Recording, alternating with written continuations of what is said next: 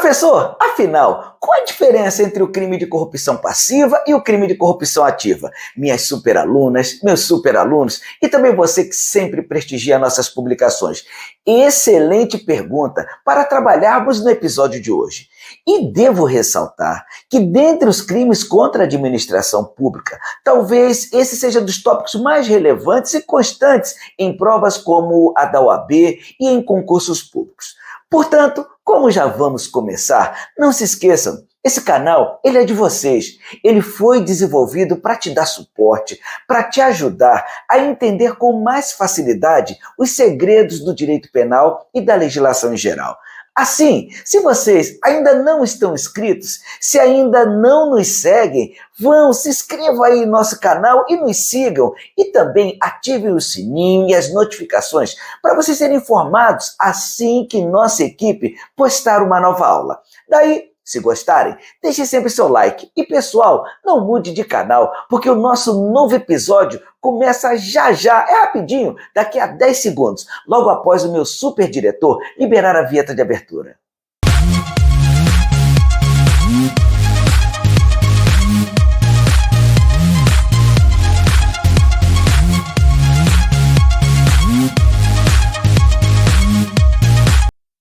Então vamos lá. Inicialmente, cabe dispor que, embora respeitemos os conceitos apresentados pelos professores de Direito Administrativo e Constitucional, continuaremos a utilizar a expressão funcionário público, já consagrada no direito penal, principalmente para manter o que esboça o texto de toda a legislação penal em vigor, afastando com isso qualquer possibilidade de ruído na interpretação dos crimes em análise. Daí, seguiremos o conceito de funcionário público previsto no artigo 327 do Código Penal, considerando-se funcionário público para efeitos penais quem, embora transitoriamente ou sem remuneração, exerce cargo, emprego ou função pública, como também, por equiparação, quem exerce cargo, emprego ou função em entidade paraestatal e quem trabalha para empresa prestadora de serviço, contratada ou conveniada para execução de atividade típica da administração pública.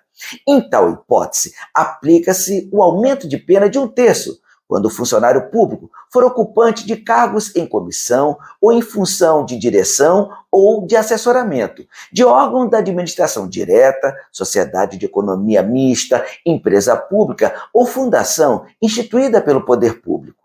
Feitas essas observações preliminares, agora vamos diretamente ao assunto. E já adianto que o crime de corrupção passiva, previsto no artigo 317, e o crime de corrupção ativa, disposto no artigo 333, embora tenham relação intrínseca, possuem estruturas bastante distintas. Assim, quando se fala no crime de corrupção passiva, se está falando do crime praticado pelo funcionário público contra a administração pública. Por outro lado, o crime de corrupção ativa é praticado pelo particular, aquele que não é funcionário público, também contra a administração pública. Mas antes de seguirmos, vale ressaltar para os meus alunos que existem duas expressões em latim importantes para nós decorarmos, e o professor Santiago precisa que vocês se apropriem delas e as utilizem nas avaliações que vocês irão fazer. Portanto, o termo funcionário público pode ser substituído pela expressão intraneus, ao passo que a expressão extraneus corresponderá ao particular. Ok, professor, interessante, mas o que irá, de fato, caracterizar o crime de corrupção passiva e ativa? Bom, vamos conhecer primeiro o crime de corrupção passiva. Esculpido no artigo 317, pratica o crime o agente que solicitar ou receber para si ou para outro, direto ou indiretamente, ainda que fora da função ou antes de assumi-la, mas em razão dela, vantagem indevida ou aceitar promessa de tal vantagem, submetendo-se à pena de reclusão, de 2 a 12 anos e multa. Notem que 3 núcleos verbais se destacam no crime de corrupção passiva: os núcleos solicitar, receber e aceitar promessa. Ademais, se em consequência da vantagem ou promessa, o funcionário retarda ou deixa de praticar qualquer ato de ofício ou pratica infringindo o dever funcional, aumenta-se a pena de 1/3. Já no que tange ao crime de corrupção ativa, comete o crime o agente que oferecer ou prometer vantagem indevida a funcionário público para determiná-lo a praticar, omitir ou retardar ato de ofício, recebendo pena de reclusão de 2 a 12 anos de multa, cabendo também aumentar a pena atribuída em 1/3, na hipótese de, em razão da promessa da vantagem, o funcionário realmente vier a retardar ou omitir o ato de ofício, ou a praticá-lo infringindo o dever funcional.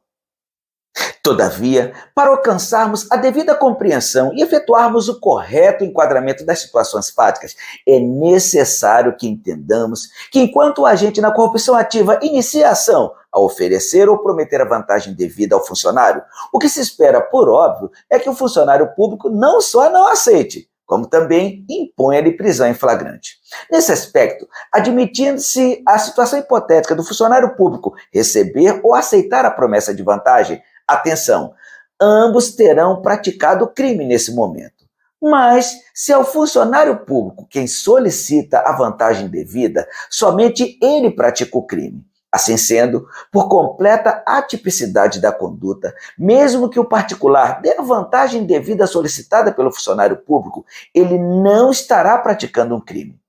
Por fim, a título de curiosidade, cabe acrescentar que o Código Penal traz no artigo 337-D o conceito de funcionário público estrangeiro, que seria aquele que, para efeitos penais, ainda que transitoriamente ou sem remuneração, exerce cargo, emprego ou função pública em entidades estatais ou em representações diplomáticas de país estrangeiro, podendo-se, consoante dispõe o seu parágrafo único, ele ser equiparado a quem exerce cargo, emprego ou função em empresas controladas direta ou indiretamente pelo poder público de país estrangeiro ou em organizações públicas internacionais. E assim, nós encerramos o episódio de hoje. Mas lembre, se ainda não estão inscritos, se ainda não nos seguem, se inscrevam aí em nosso canal e também nos sigam no TikTok e já vão deixando seus comentários e dúvidas acerca do assunto. Olha, espero sinceramente que vocês tenham gostado, pois foi muito bom tê-los conosco hoje. Um forte abraço e eu vejo vocês em nossa próxima superaula.